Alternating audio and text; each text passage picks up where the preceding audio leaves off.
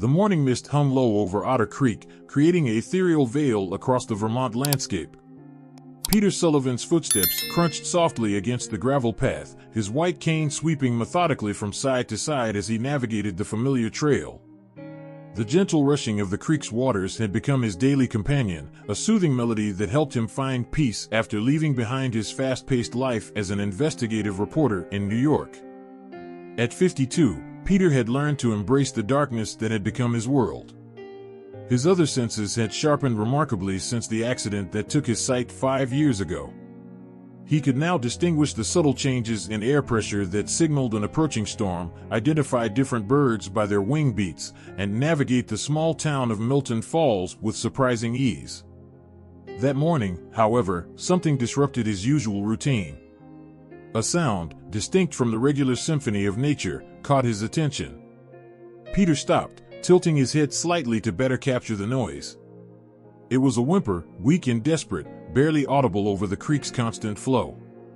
His years as a reporter had taught him to trust his instincts, and something about this sound stirred that old investigative spirit within him.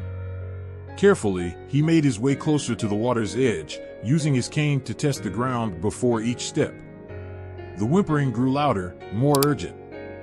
The sound of splashing water joined the desperate cries, and Peter realized with a start that whatever was making the noise wasn't the creek itself.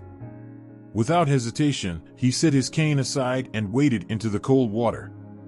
The current wasn't strong, but it was enough to make him struggle for balance. Using the sounds as his guide, he moved carefully through the water until his hands found what he was searching for, a small, trembling body fighting against the current.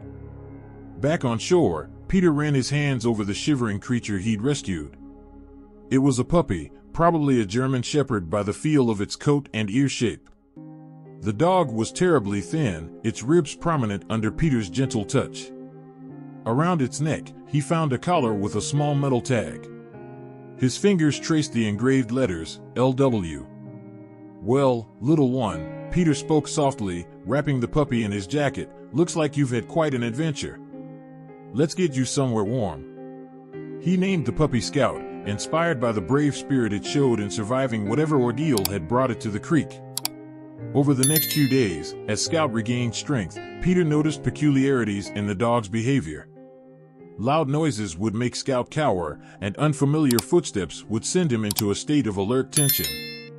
These weren't typical reactions for a young dog, they spoke of past trauma. One afternoon, while walking along their usual route, Scout suddenly tensed beside Peter. A low growl rumbled in the puppy's throat, the first aggressive sound Peter had heard from him.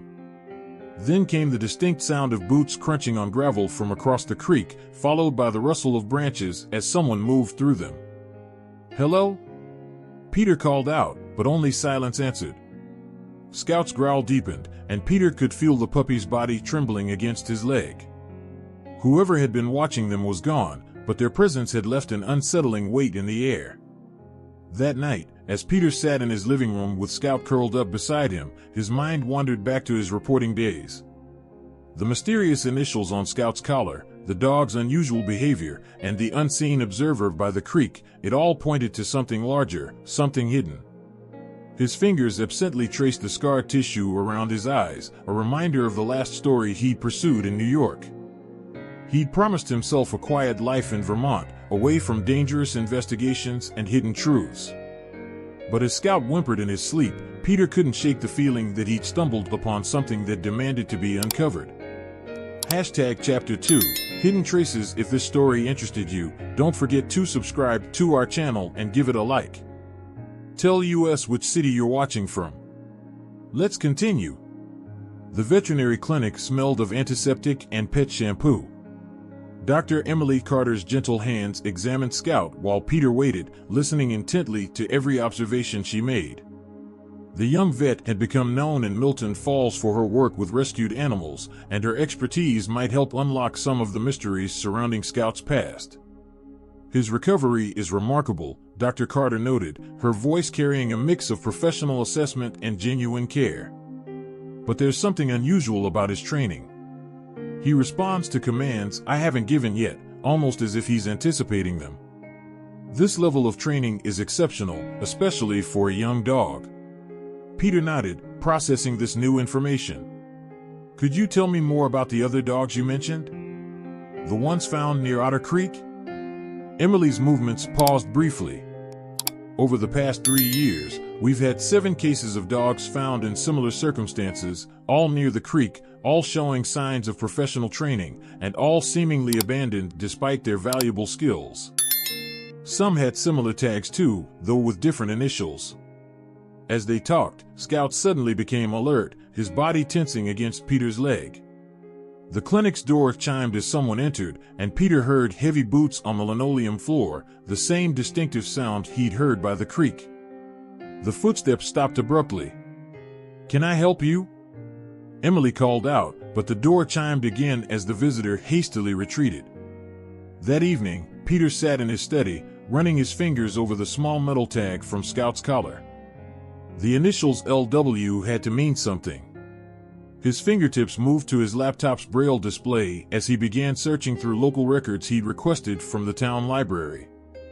Milton Falls had always been a quiet place, but every small town had its secrets. Scout's behavior had become increasingly peculiar. During their walks, he would pull Peter toward specific locations, as if trying to show him something. One such detour led them to an overgrown path Peter hadn't known existed. The air grew cooler as they ventured deeper into the woods, and the sounds of civilization faded behind them. Suddenly, Scout stopped and began pawing at the ground. Peter knelt down, his hands exploring the area where Scout was digging.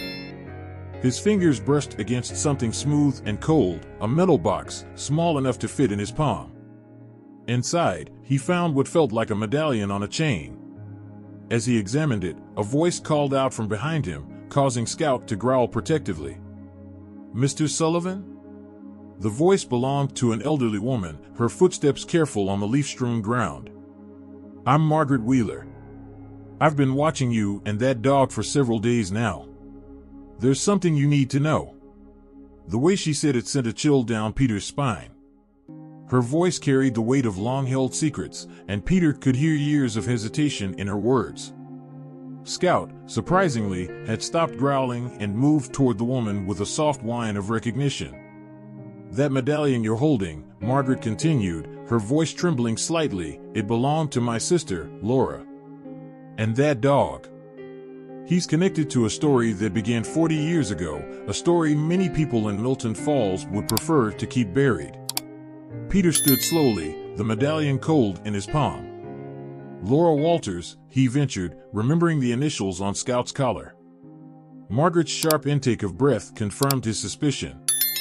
"How did you?" She stopped herself. "We should talk, Mr. Sullivan, but not here. These woods have ears, and what I have to tell you could change everything you think you know about this town." The wind rustled through the trees above them, and in the distance, a twig snapped. Someone else was in the woods with them. Scout's low growl returned, and Peter could sense Margaret's fear as she grabbed his arm. "Come with me," she whispered urgently. "There's somewhere safer where we can talk." Chapter 3, echoes of the past. Margaret Wheeler's house sat at the edge of town, a Victorian structure that creaked with age and secrets. The scent of chamomile tea filled the air as she settled Peter and Scout in her sitting room. Through the open window, the distant sound of Otter Creek provided a familiar backdrop to their conversation. "Laura, my sister," Margaret began, her voice carrying decades of pain, was a brilliant animal behaviorist. She worked with service dogs, training them for special operations.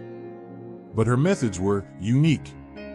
She discovered that certain dogs possessed extraordinary abilities that went beyond typical training. Peter listened intently, his fingers absently stroking Scout's fur. The dog had remained unusually still since entering Margaret's house, as if he too was absorbing every word. Laura started a program called Project Sentinel in 1978. She believed some dogs could be trained to detect things that humans couldn't, not just physical threats, but other phenomena. The government became interested, of course. They provided funding, resources, and a facility right here in Milton Falls. Margaret's china cup clinked against its saucer. But something went wrong. Laura began noticing patterns in the dog's behavior. They would react to events before they happened, lead their handlers to hidden objects they couldn't possibly know about, even respond to unspoken commands. It was as if the training had awakened something in them, something that scared even Laura. "And Scout?"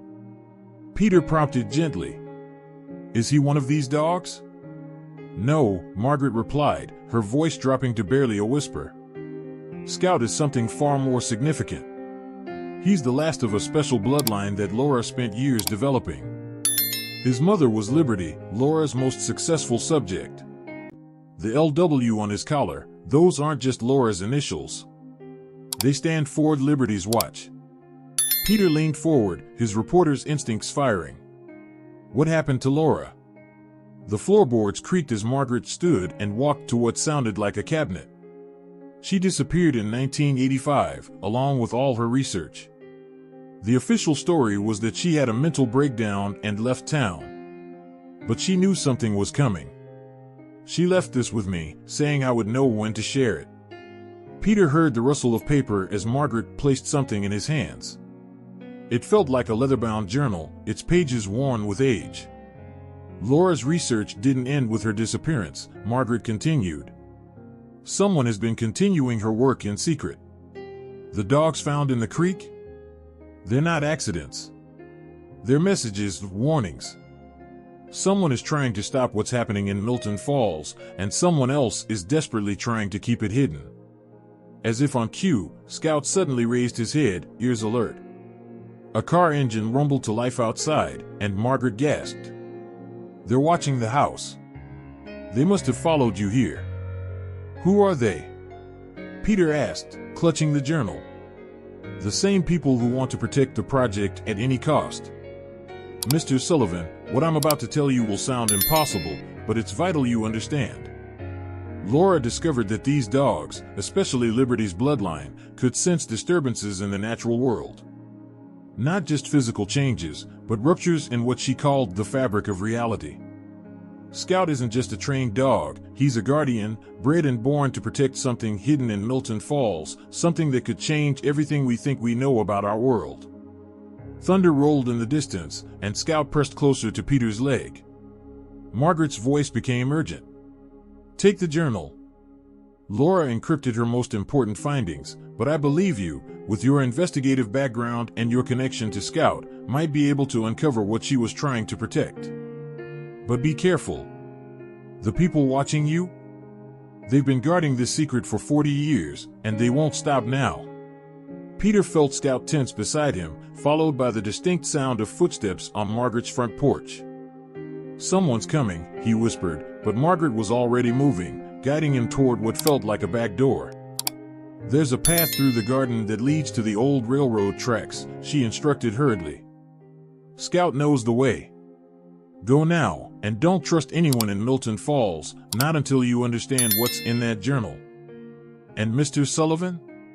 If you hear from Laura, tell her Margaret kept her promise." Chapter 4, The Guardian's Secret. In the safety of his home office, Peter's fingers moved methodically across the pages of Laura's journal. The braille display on his computer translated the text he scanned, revealing layers of Laura's research. Scout lay at his feet, occasionally lifting his head at sounds from outside, remaining vigilant. "This is extraordinary," Peter whispered to himself. Laura's early entries documented conventional training methods, but as the pages progressed, her observations became increasingly remarkable. She described dogs that could locate hidden objects with no prior knowledge of their existence, predict natural phenomena, and display unexplainable awareness of future events. One entry particularly caught his attention: Liberty's capabilities exceed all expectations.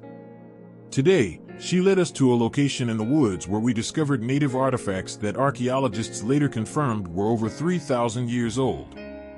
But it's her reaction to the Otter Creek convergence that truly confirms my theories. The water there isn't just moving downstream, it's moving through something else entirely." Peter's fingers froze over the braille display. The convergence, he knew exactly where that was. It was the same spot where he'd found Scout. The journal continued, "The dogs aren't just sensing these anomalies, they're responding to them. Liberty's puppies show even stronger abilities. They're not just trained, they're born with an inherent understanding of what lies beneath Milton Falls. A sudden knock at the front door made both Peter and Scout tense. The dog's low growl confirmed Peter's suspicions. Whoever was watching them had finally made their move. The knocking came again, more insistent this time. "Mr. Sullivan?" A woman's voice called out, "Dr. Emily Carter. Please, I need to speak with you. It's about Scout, and about Laura Walters." Peter hesitated, remembering Margaret's warning about trusting anyone in Milton Falls. But Scout's reaction surprised him. Instead of growling, the dog moved to the door, tail wagging slightly. Peter had learned to trust Scout's instincts. Opening the door, Peter could sense Emily's agitation in her rapid breathing. "You need to come with me," she said urgently. "They're coming for Scout, and I know why. I should have told you sooner, but I've been trying to protect Laura's work." "You knew Laura?" Peter asked, already reaching for his coat. "No, but my mother did. She was Laura's research assistant before everything went wrong. She kept records that explain what's really happening in Milton Falls. But we need to move now. They've already been to my clinic, searching for files." As if to emphasize her words, Scout suddenly barked, a sharp, warning sound. Peter could hear vehicles approaching, their engines getting louder. "The back door," Peter said, grabbing Laura's journal and his cane. "Scout, lead the way." They slipped out just as car doors slammed in front of the house. Emily guided Peter through his back garden, Scout moving ahead of them with confident purpose. The dog seemed to know exactly where they needed to go. "The convergence point," Emily explained as they moved quickly through the darkening evening. "That's where Laura conducted her most important experiments. Scout's trying to lead us there because he knows what's hidden underneath the surface of Milton Falls. My mother's records, they describe something beyond anything we could imagine. Laura didn't just train these dogs, she prepared them for something specific. Something that's been growing stronger over the past 40 years. The sound of pursuit echoed behind them, footsteps and voices carrying through the trees. Scout led them deeper into the woods, away from the usual paths. The temperature dropped noticeably as they approached the creek, and an unusual vibration seemed to pulse through the ground beneath their feet. "Do you feel that?" Emily whispered, her hand tightening on Peter's arm. That's what Laura was studying. The convergence isn't just a point in the creek, it's a threshold. And Scout. Scout isn't just the last of Liberty's bloodline. He's the last guardian, meant to protect whatever lies on the other side of that threshold. The voices behind them grew closer, and Scout's pace quickened. Peter could hear the creek ahead, but something was different about its sound, a strange, rhythmic quality that seemed to resonate with the vibrations in the ground. As they reached the water's edge, Emily gasped. "Oh my God," she breathed. "It's happening. Just like my mother's notes described. Scout isn't running from them, he's leading us to exactly where we need to be. Mr. Sullivan, what I'm about to tell you will change everything you think you know about reality, about Milton Falls, and about why Laura Walters really disappeared." Chapter 5, The Convergence. The air around the creek had changed, becoming dense with an electric charge that made Peter's skin tingle. Scout's paws splashed in the shallow water, leading them to a specific spot where the current seemed to move in impossible patterns. Even without sight, Peter could sense something extraordinary was happening. The ambient sounds had shifted, creating what felt like a pocket of altered reality around them. "The water's moving in spirals," Emily described, her voice filled with wonder. "It's flowing upstream and downstream simultaneously, creating patterns I've never seen before. Scout's standing right in the center of it, and he's glowing. There's a soft blue light emanating from his fur." Peter could feel the vibrations growing stronger through his feet. "Your mother's records, what did they say about this place?" Laura discovered that Milton Falls sits on what she called a temporal confluence, a point where different layers of reality intersect. The native artifacts found here weren't just buried treasures, they were objects that had slipped through from other times. The dogs she trained, especially Liberty's bloodline, could naturally sense these intersections and even influence them. Scout barked once, the sound echoing strangely in the charged air. The pursuers were getting closer, flashlight beams cut through the growing darkness behind them. But why here? Why Milton Falls? Peter asked, trying to piece everything together. Because this isn't just any confluence, Emily explained urgently. According to my mother's records, it's growing. Laura theorized that every few generations, these points of intersection become active, creating windows between different versions of our world. She believed that without proper guardians to maintain the balance, these windows could become unstable. And that's what Scout is. A guardian? He's the last one. Laura's final entry in my mother's records warned that 2025 would be critical, the year when the confluence would reach its peak. That's why all those dogs have been appearing in the creek. They're being drawn here, trying to fill the role they were bred for, but only Scout has the right bloodline, the right training. The footsteps behind them were almost upon them. Scout's growl took on a harmonious quality, seeming to resonate with the vibrations in the ground. They're here, a deep voice called out from the darkness. Secure the dog and the journal. But Scout wasn't retreating. Instead, he moved forward, his presence somehow growing larger, more commanding. The water around his paws began to glow with the same blue light Emily had described. It's starting, Emily whispered. Just like Laura predicted. Scout isn't just protecting the confluence, he's activating it. Mr. Sullivan, we need to make a choice right now. Those men behind us? They're from the original project, the ones who tried to use Laura's research for their own purposes. They don't want to protect the confluence, they want to control it. The air crackled with energy, and Peter could hear the pursued gasping in astonishment. Scout barked again, but this time the sound seemed to come from multiple directions at once, as if echoing through different layers of reality. The journal, Peter realized, his fingers tightening around Laura's leather-bound notes. It's not just research, it's instructions. Laura knew this day would come. She left Scout in that creek for me to find because she knew I would protect him, knew I would understand. How could she possibly know that? Emily asked, but even as the words left her mouth, understanding dawned in her voice. Unless she could see it. Unless Scout's abilities, this confluence, allowed her to glimpse this very moment. The pursuers were only yards away now, but Scout stood his ground, his presence becoming more powerful with each passing second. The vibrations reached a crescendo, and Peter could feel the air itself beginning to bend around them. They were standing on the precipice of something unprecedented, something that would change their understanding of reality forever. Mr. Sullivan, Emily said, her voice steady despite the chaos around them, Laura left one final message in my mother's records. She said that when the time came, the true guardian would know exactly what to do. Scout isn't waiting for our decision, he's waiting for yours. Hashtag Chapter 6, Guardian's choice time seemed to slow in the glowing waters of the convergence. Peter stood at the threshold of understanding, every sense heightened by the extraordinary energy surrounding them. Scout's presence had become a beacon in the darkness, his role as guardian manifesting in ways that defied explanation. Don't move. The pursuers had reached them, their footsteps splashing in the luminescent water. Step away from the dog. This is government property. No, Peter said firmly, placing his hand on Scout's head. He was never your property.